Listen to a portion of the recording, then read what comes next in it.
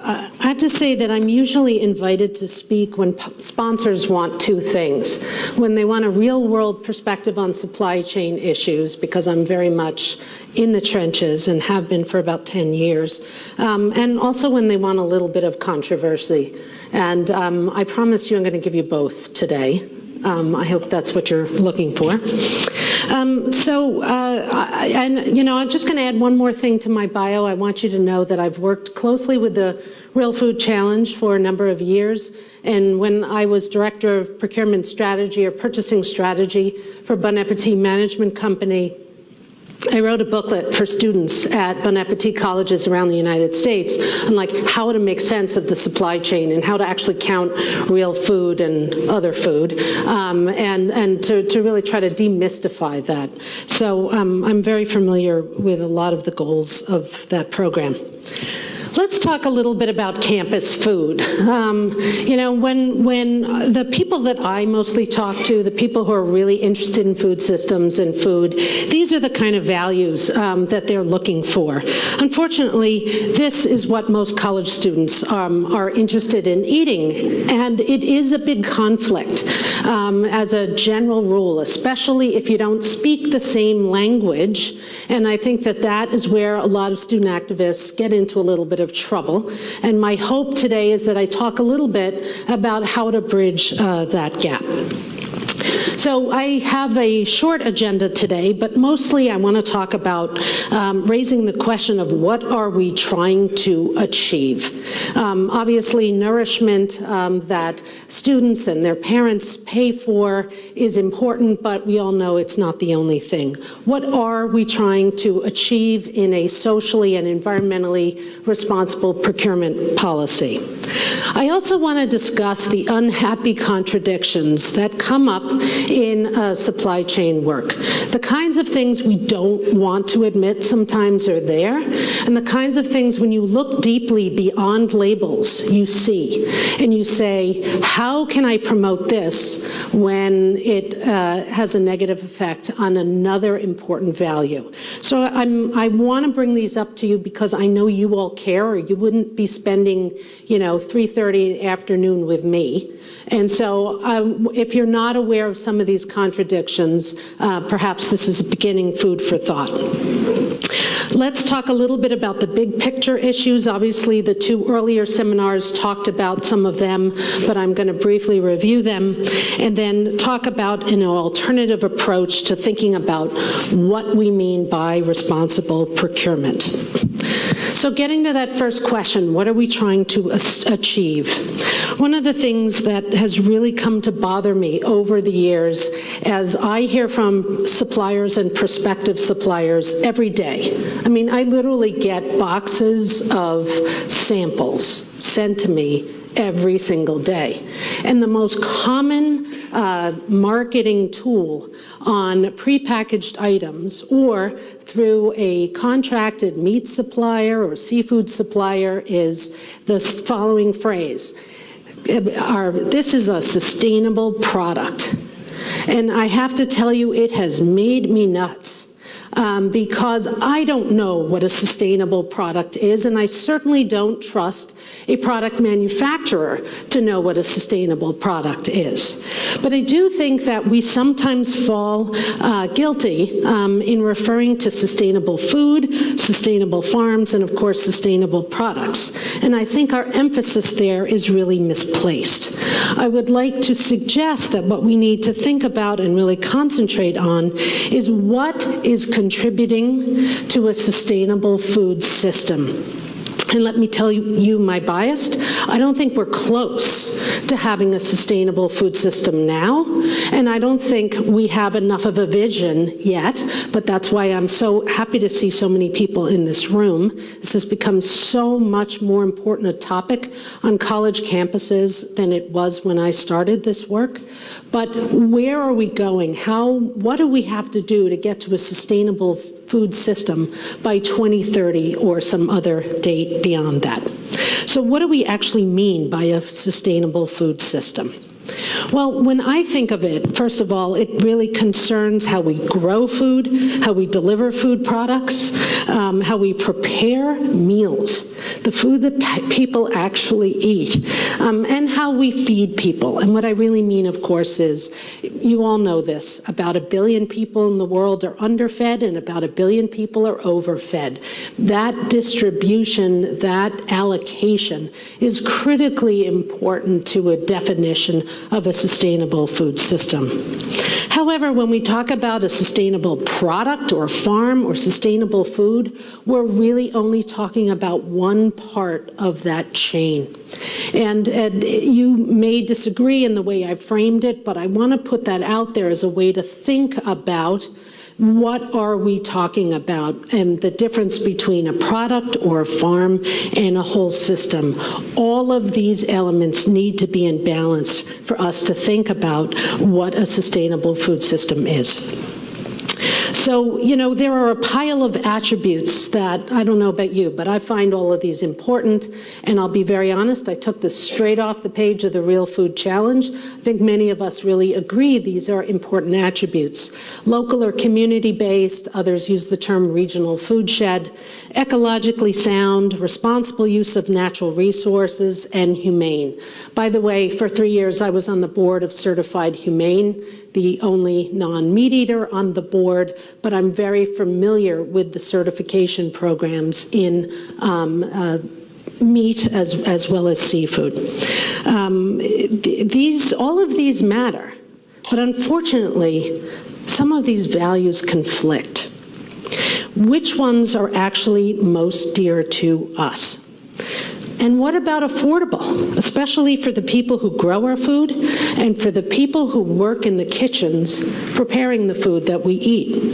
What about healthy or safe food? In the United States, as much as we talk about concerns about pesticides or other elements that are put into processing our food, we have a much safer food system than the half of the world's population has access to.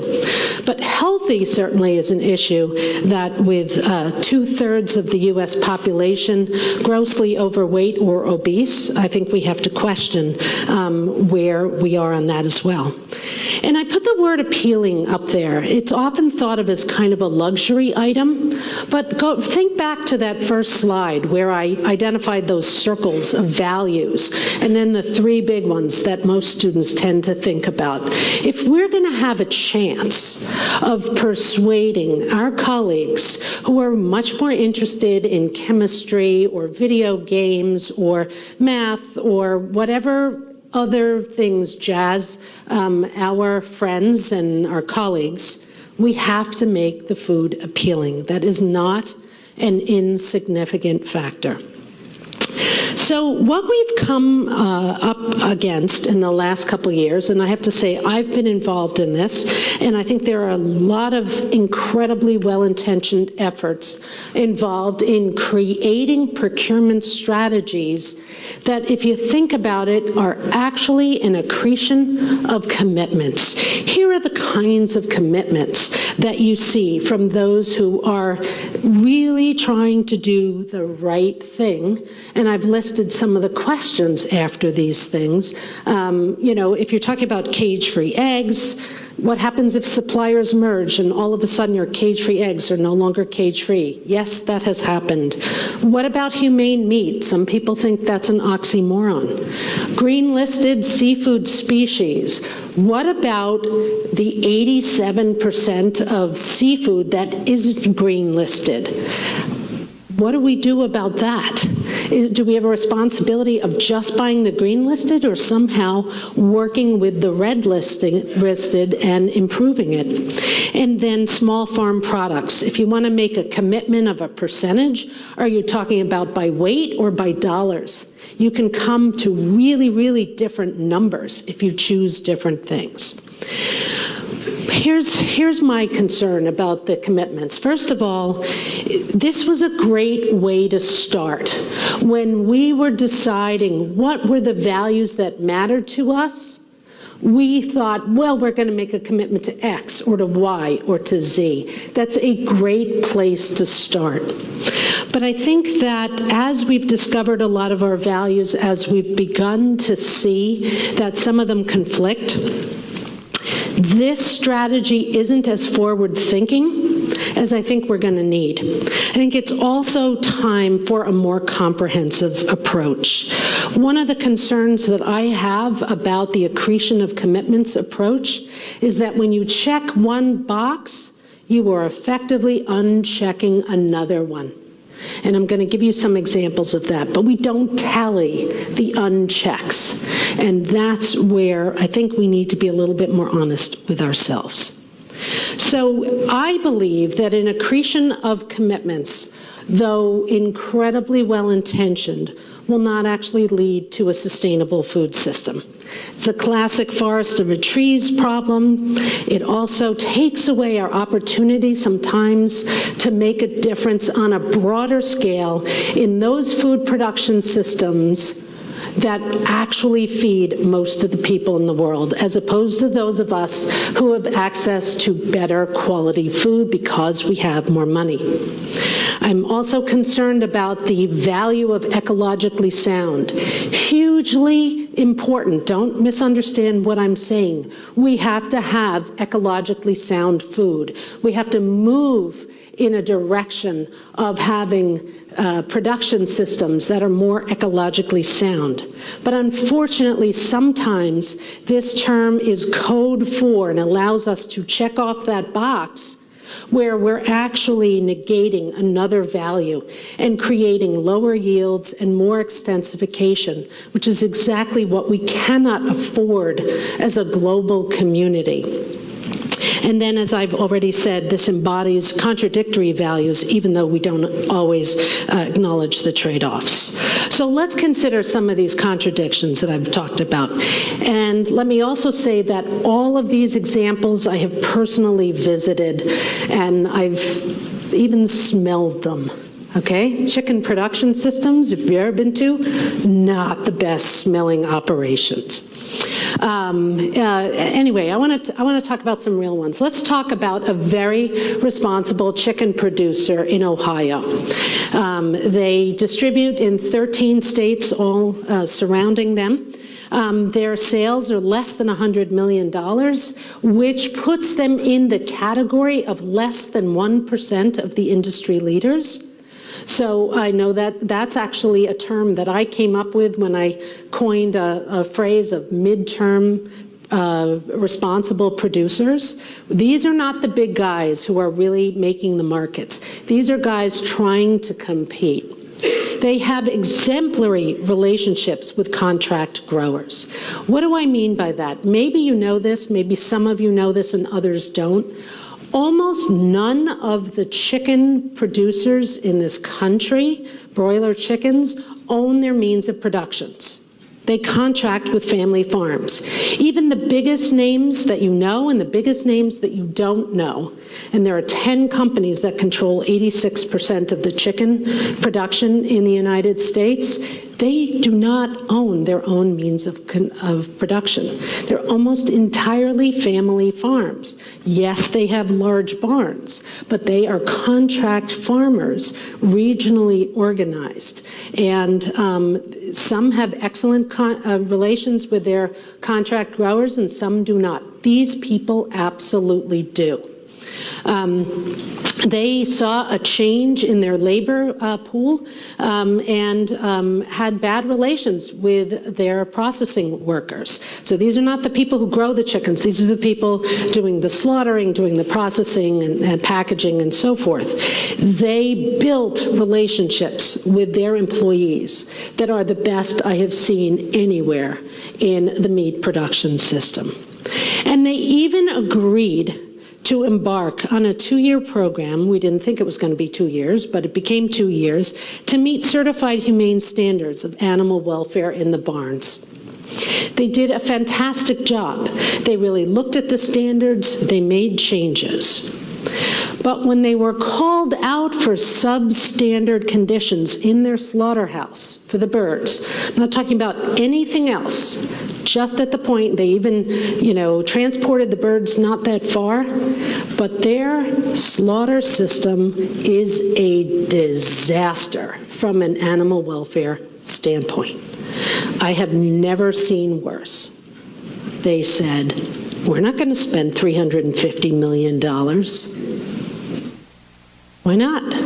They were afraid that any of the certifications that we were asking them to look at would nullify their giant capital investment. We were not a big enough player. And let me tell you, we buy an awful lot of chicken. But we represented only 3% of their sales. And they said no. And all of our clients, almost all of our clients in the region that would be served, we even expanded the area where we would get chicken. We got another distributor so that we could send it to many more campuses. Most of them were college campuses who really valued animal welfare.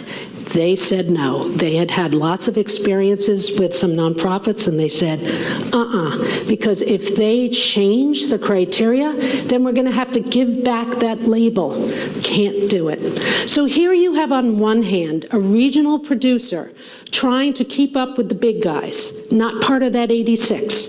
Great relations with their contract growers, great relations with their labor, highest retention rate of employees I've ever seen in an animal processing plant. And they refused to get certified, even though we held their hands for 2 years. They didn't do it. Okay, let me give you another example, and I'm sorry to pick on chicken, but sometimes when I go to sleep, I smell chicken processing facilities. I've been to way too many of them. That's not why I don't eat meat, by the way, but it certainly helps reinforce it. So this particular responsible producer in California channel through Whole Foods Market. Now, Whole Foods has an animal welfare standard. They set up their own nonprofit, Global Animal Partnership, and their birds, their whole production system already met step 3 out of 1 through 5. Step 3 is about equal to certified humane. It's a very responsible level, and they did some things that were just terrific. But because they knew that there was a cadre of consumers who really wanted better, wanted to have the highest animal welfare, they decided, let's go after step 4. The problem with step 4 is that the birds would be fed 25% more feed to reach the same market weight over a longer period of time. And the reason is you grow them out slower, and so you don't have the potential respiratory issues in the last few days of life in chicken production that you do if you get them to this market weight, around 6 pounds, by the end of 47 days. The problem is 25% more feed equals 25% more land resources, including fertilizers, pesticides, transportation emissions, and so forth. And so what you really have is a higher animal welfare standard and a lower environmental standard, a lower ecologically sound criteria. Very concerning to me, because here are 2 values that I hold very high. What do you do? Okay. Is it important to have the higher standard if the environmental costs for the same weight? That's, I think, a value judgment. I have my own opinions. We'll probably have a variety of opinions in this room, but these are the kind of trade-offs you have to know you're making and be aware of it, and then come to a values judgment yourself. My third example, green-listed sockeye salmon. Allison brought this up. So we worked with a fisherman-owned company that hauls in and processes a significant share of the annual Copper River sockeye. In noticing the production facility, I noticed a lot of scrape, which is the meat off the skeletal bones.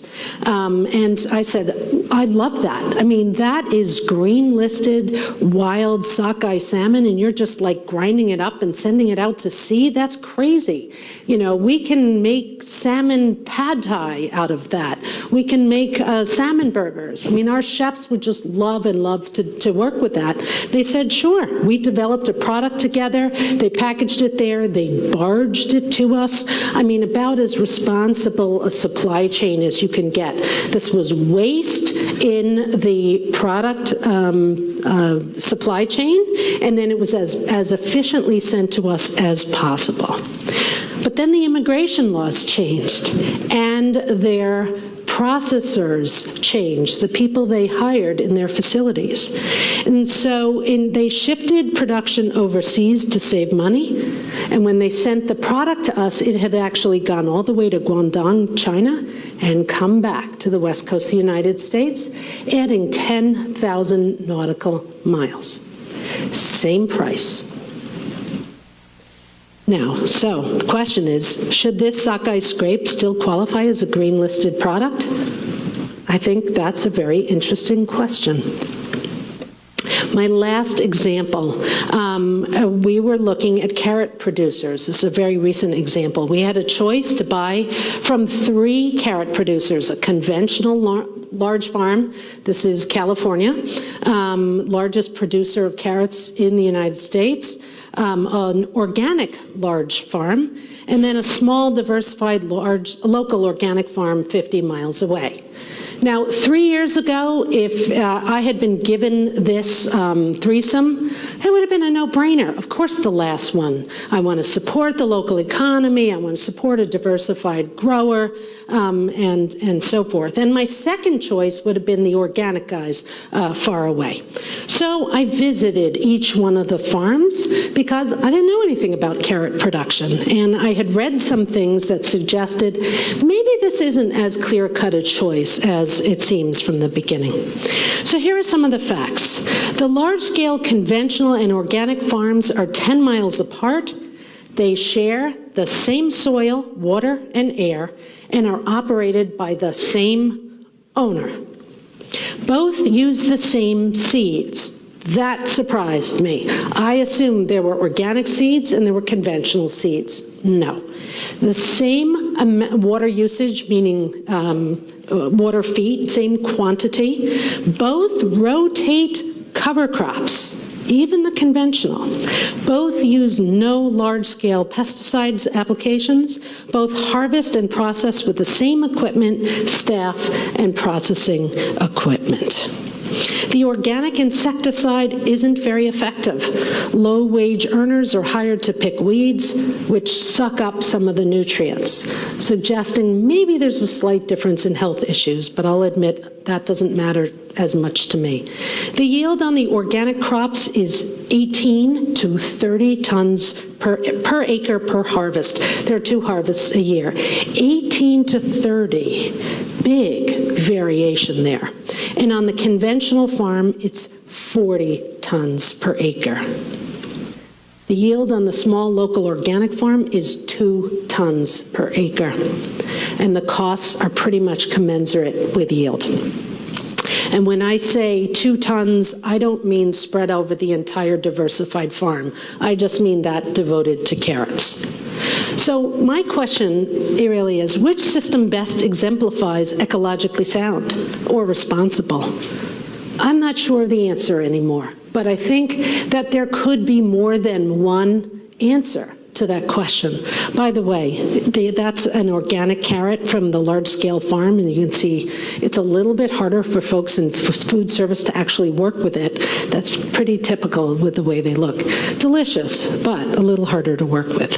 Okay, so you know what? As a general rule, I have to say I think organic first. I think local, then I think organic, and then I think conventional.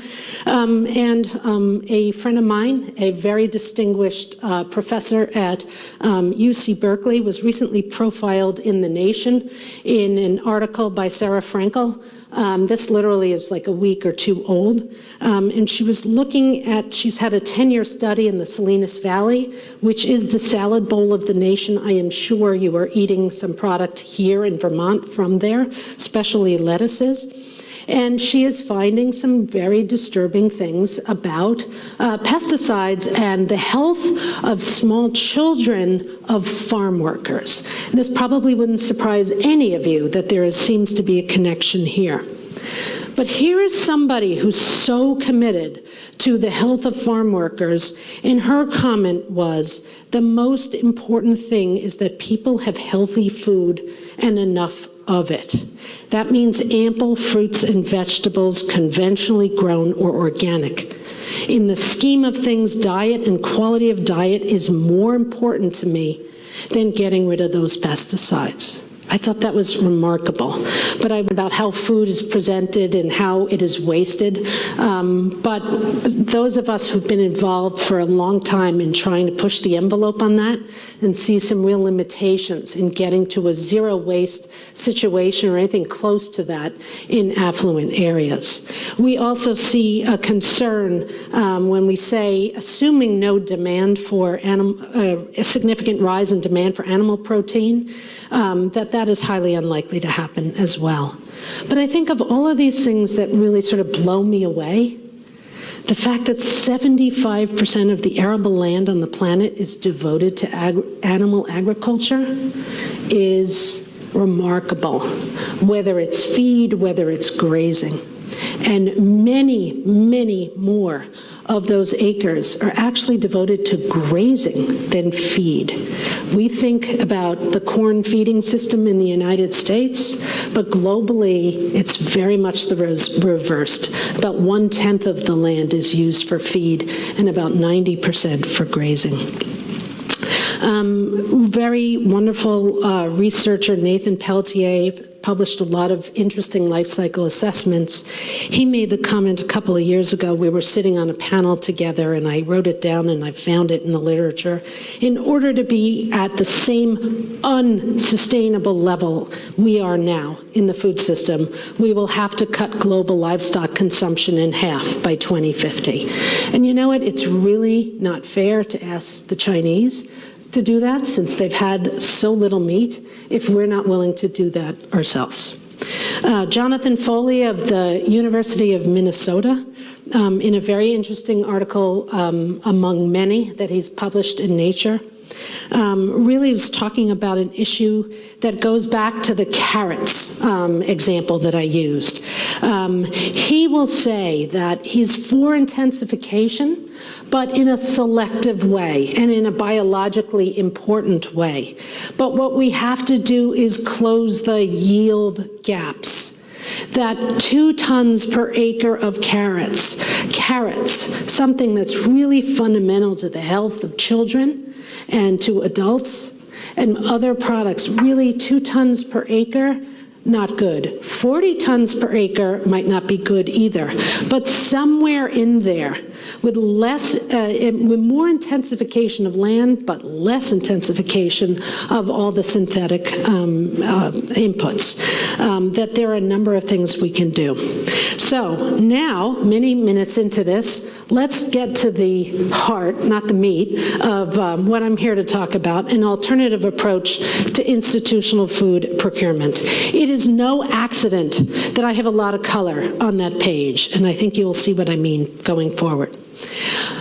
My feeling very strongly, having visited literally over 100 colleges in the United States and talking at many, many forums, is that we have to start with the plate, a culinary and nutritional focus. We have to get to the hearts of people we are trying to persuade. What do we want people to eat 80% of the time, not 20% of the time? And the questions fundamentally as we develop a strategy is, what can we accomplish now? What will take years to phase in? Because let's face it, you can't change things overnight. You want a good example of that? Look at the Los Angeles Unified School District attempt after Jamie Oliver showed up to like completely change everything. Guess what? They've all gone back because it was rejected, because they didn't do it as thoughtfully as they should have. Not to blame them, just to use that as an example. And what are our stretch goals? So, really, I have a set of questions for you to answer, for you to think about. What if vegetables were integrated into every meal, not as a mere side dish or as an afterthought only for vegetarians? What if meat and cheese were used as garnishes, not as the center of the plate, or as pre-portioned small plates? I think I didn't write that question very well, but I think you know what I mean. That's really two separate questions. This is an example of a scallops dish. There was about 2 ounces of scallops and about 4 ounces of spinach and some wonderful mushrooms that was just completely scooped up by everyone who saw it because it looked appealing, and it was. What if we learned from other cultures and redefined the term vegetarian to be about vegetables rather than about processed soy proteins? And what if we offered roasted vegetables at all meals instead of a cold salad bar for lunch and only potatoes for breakfast? Those waffles, by the way, are made of lentils. Those are roasted caramelized Brussels sprouts, no extra sugar. You just roast them and the flavor comes out. And a very interesting take on a burger that involves cornmeal and mushrooms. And you can see the color is pretty spectacular. What if we introduce new flavors to our eaters, including lower trophic proteins species such as clams and mussels, which are the most sustainable, I would argue, proteins on the planet, and a wider variety of beans and lentils, and a thoughtful variety of grains beyond rice and wheat. If you look at that picture, what we have is farro and black-eyed peas with a little bit of color in there. Also a very successful dish. What if seasonal fruit platters didn't always look the same? This one makes me nuts. There isn't a catering opportunity where the same darn fruit platter and, might I say, cheese platter all looks the same. What if we appealed to the eaters who like bacon and cereal and vegetable and pizza and created this for breakfast, or created this for another meal in which we could give them forms of cereal and pizza and bacon? What if we adopted a goal of serving 100 different kinds of vegetable each year and 50 different varieties of fruit? It's entirely possible anywhere in the United States to do this. What if we developed a supply chain for delicious, ugly produce that might otherwise go to waste? When we think about reducing food waste, the most salient idea out there for college campuses is don't use trays. That's been shown maybe to yield 2%. 2%'s not bad, but there are a lot of other creative ways of doing it, and I would argue that there's a heck of a lot more food waste. If the food tastes good, and I know that's a big assumption on a lot of college campuses, but if the food tastes good and the portions are right, then the real waste happens with trimming in the kitchen and in the supply chain before it even got to the kitchen. Let me just tell you what those examples are. On the left are number 2 avocados. If you're making guacamole, who cares what the skin looks like? But these often go to waste because there isn't enough of a market for it. Because guacamole, or I should say avocados, the principal market is for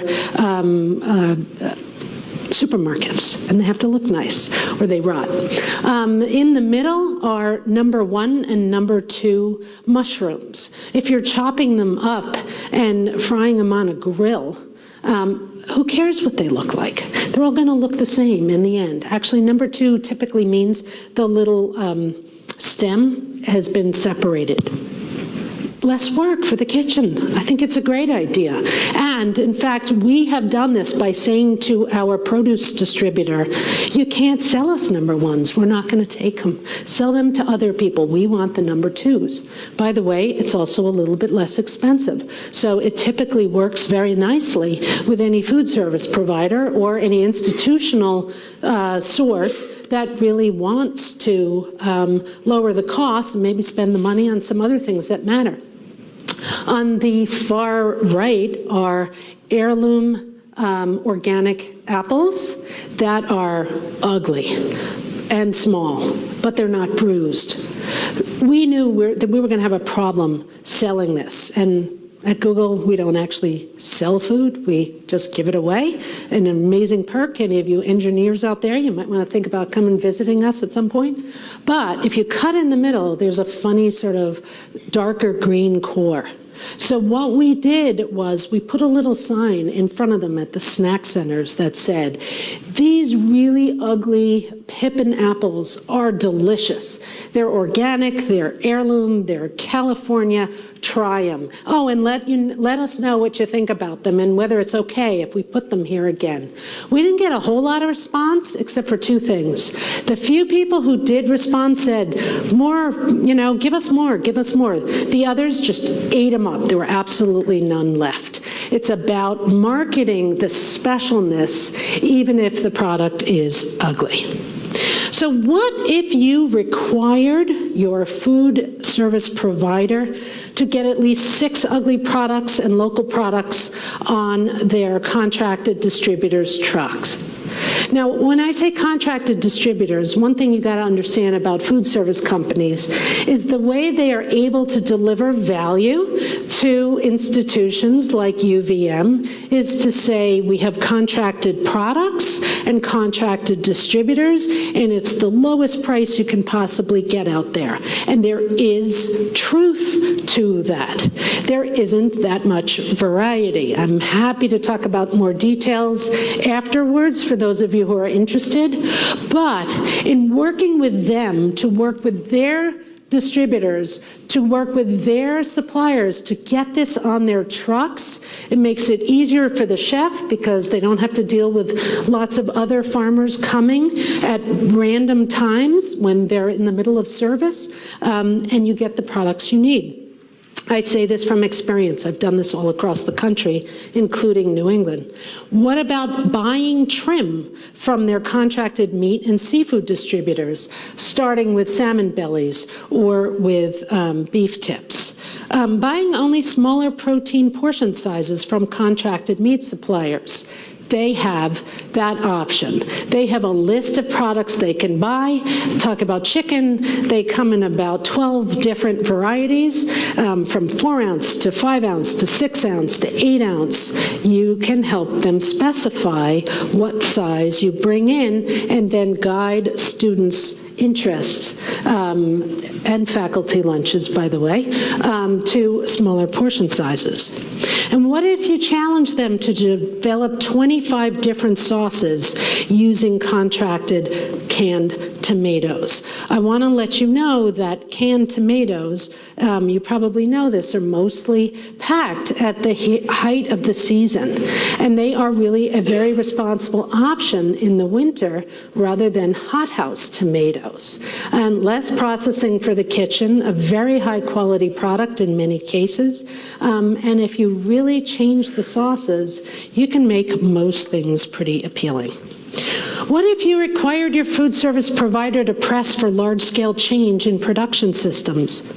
such as taking responsibility for farm waste in exchange for buying products from them, not the farm waste, buying the chicken from them.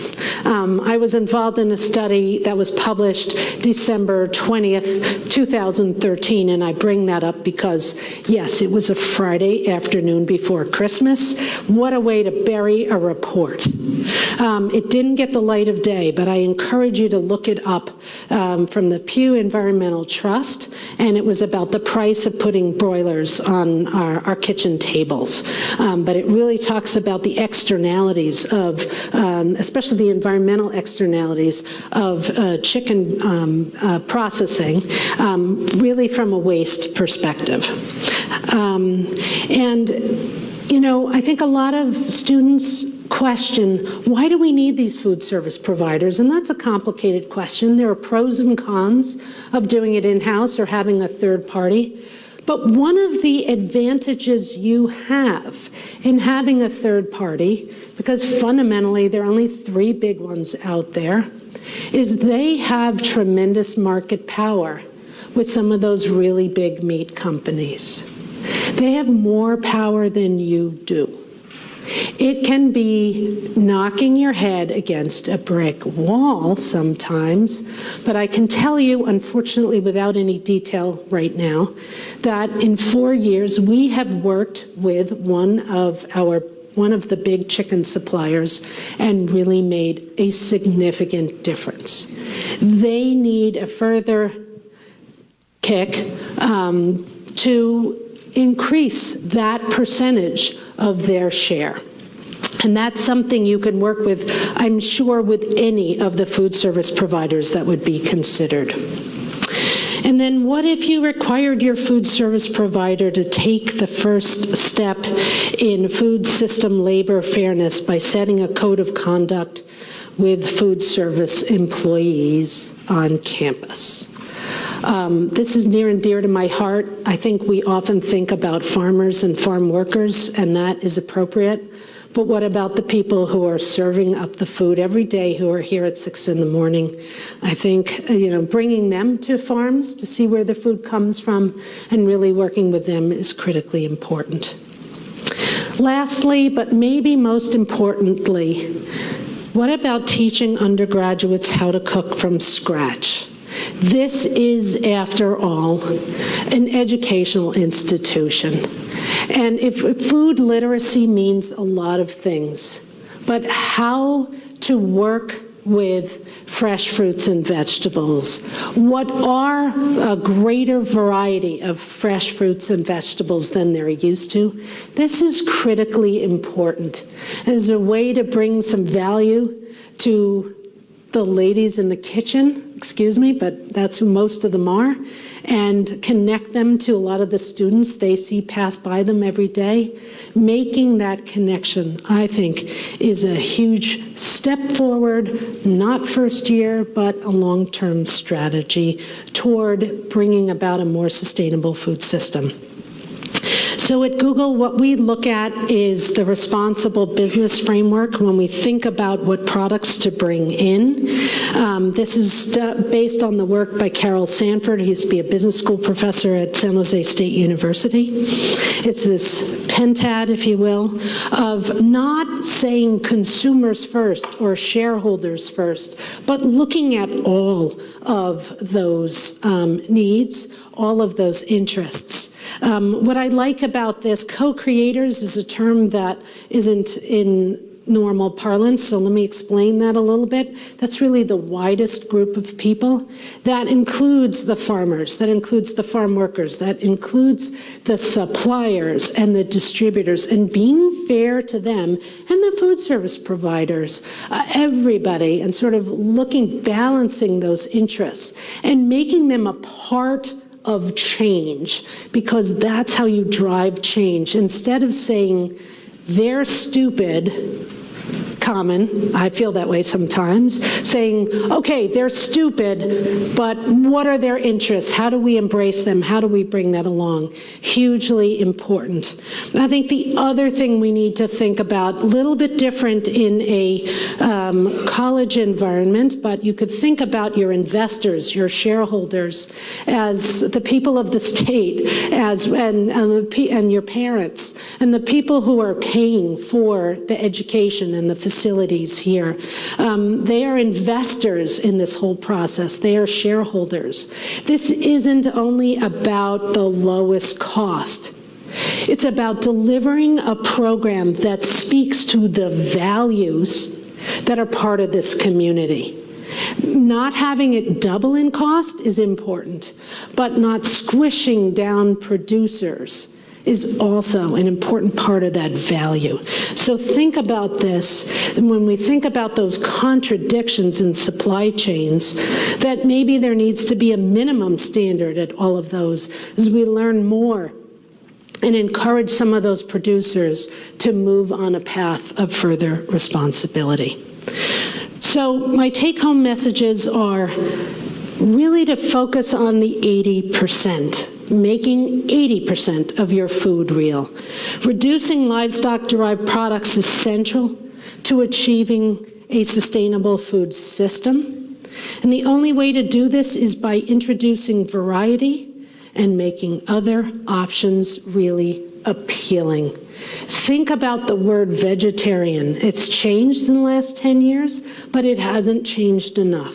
Most people assume a soy burger is what vegetarians eat, or that somehow they'd be interested in having tofu at every single meal. That is not the way the world's vegetarians in India, in Africa, in most of East Asia eat. There's no reason why in North America we should be doing that either. I also want to leave you with the idea that certifications don't always deliver the highest standard or the most exclusive standard that you think they do. They don't embody all of the values that you care about, but they're important. Be flexible, though, in your approach. Think about the whole totality of the suppliers that you are working with. One thing I haven't said, but I want to caution you, and that is suppliers change over time. They get better, they get worse, they get both. We can't assume that a supplier we knew about 5 years ago or heard about in the media somehow hasn't changed. And I see this in California agriculture all the time. And then lastly, treating labor fairly is best begun at home. With that, I thank you very much for your attention.